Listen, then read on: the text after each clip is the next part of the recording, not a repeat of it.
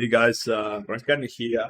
Um, Today is Monday, the 26th of May, 2025 in Australia. I didn't make videos over the weekend because, I was spending time with my family.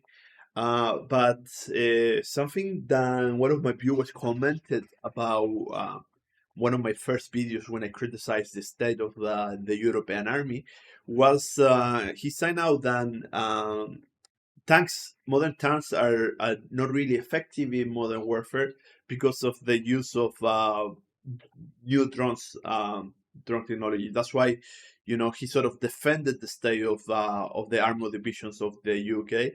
So I would like to talk more about that, more deep into that, because yes, drone technology is revolutionizing modern battlefield. That's clearly what's happening.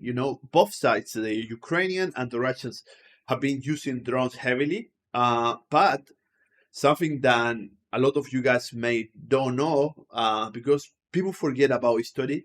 So I would like to remind you guys about a military concept that have ruled um, modern warfare, especially since World War One, but that also been present along history over past conflicts, is the concept of combined arms. So the concept of combined arms is basically is the military tactic of integrity different combat units such as infantry, artillery, air support, and now in modern warfare also drone technology. So a combination of this is what basically guarantees success on the battlefield, and that's something that the Ukrainian army today is lack on. They are heavily dependent on drone technology, but they are lacking in artillery. They are lacking in armor divisions. They are lacking on infantry and air support. So this is not going to be enough to provide the Ukrainian with victory, which is the ultimate objective here. And that's something that we need to understand, because the brilliant minds from the Europeans military will not tell you this. The media in Europe will not tell you this. They will tell you, you know what? Forget about tanks, forget about air superiority, forget about logistics. Let's just send drones. Let's just heavily depend on drones, and that's what's gonna give us victory. Now, my friends, that will not give you victory in Europe. That will guarantee you defeat.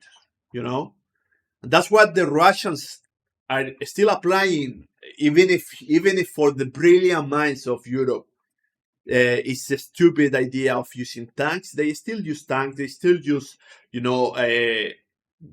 combined arms concepts. And if you look at, for example, the defeat of the Ukrainian offensive, um, they used elastic defense. They created these killing zones where the Ukrainian army tried to penetrate and got heavily punished by artillery, and other combined arms. And that's how you notice now that the Russians offensive, all the Russians advance along the combat line. What they have in common is combined arms. Heavily use of artillery shells, heavily use of drones, tanks, and other other combined arms concepts. And that's what that is important to remember, that yes, drones are super important. It's also important to remember that a combined arms, not just relies heavily on drone, will the only way that Ukraine can achieve victory.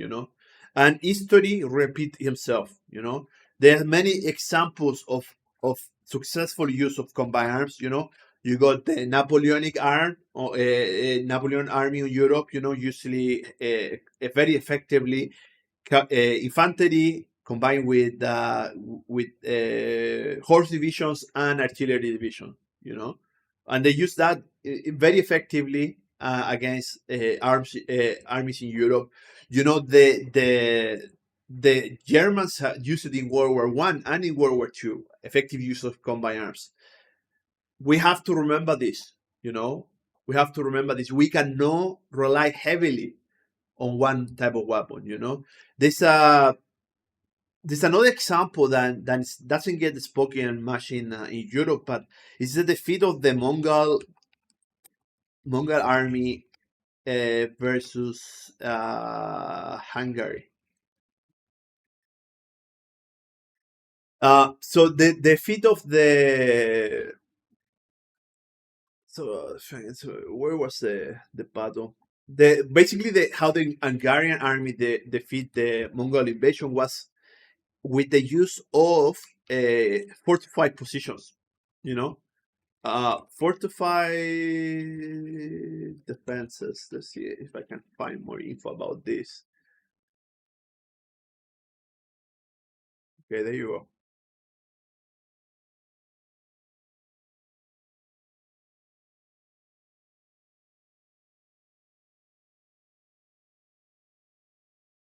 Okay, so we got to defeat the Mongol army. Hungarians fortified its defenses against siege weapons, improved the heavy cavalry, and united with other European nations to counter the Mongol invasion. The Mongol main strength used were superior mobility and siege technology, which Hungarian initially struggled against. You know, so this is a very interesting concept. You know, where the Mongol army heavily rely on mobilized horse divisions, but they struggle to penetrate the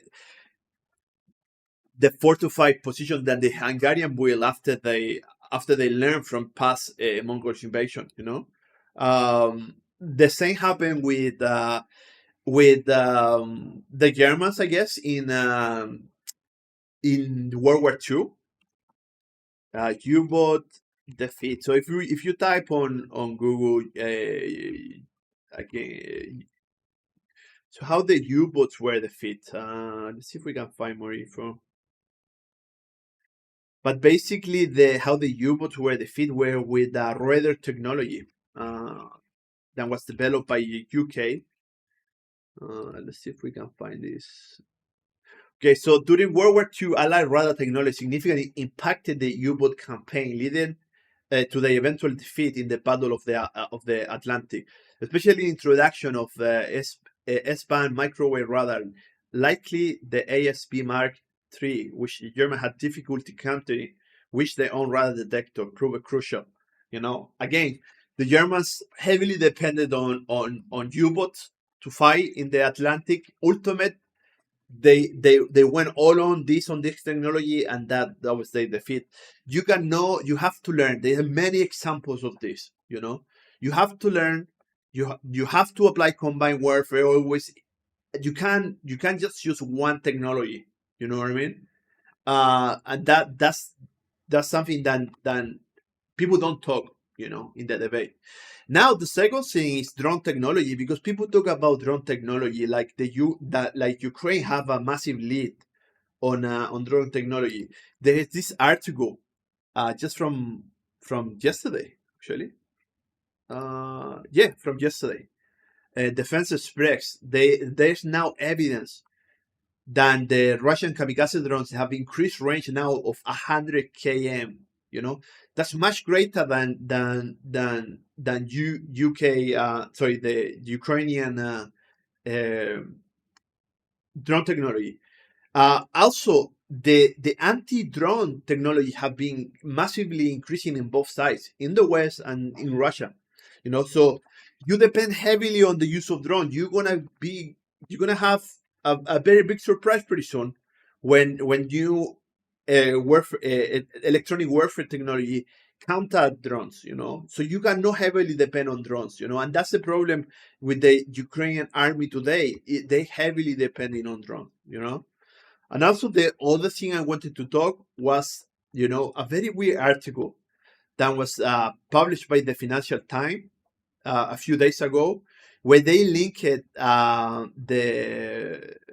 the arson attack with Russia. You know, they linked the arson attack on Keir Starmer, the Prime Minister of UK properties, with Russia. But now we find out that a lot of these guys than than were charged with the attack were Ukrainians. And also, if there's evidence of this guy having a lot of anti-Russian comments on the social media as well. So now we came out that these guys were actually Ukrainians. They were pro-Ukrainian, and what was the objective? You know, you guys know my position. I believe what's going on is that there's an active network of misinformation trying to escalate the conflict in Europe, try to give a valid casus belli in Europe so they can deploy and invoke Article 5 of NATO and bring the US into war against Russia, you know?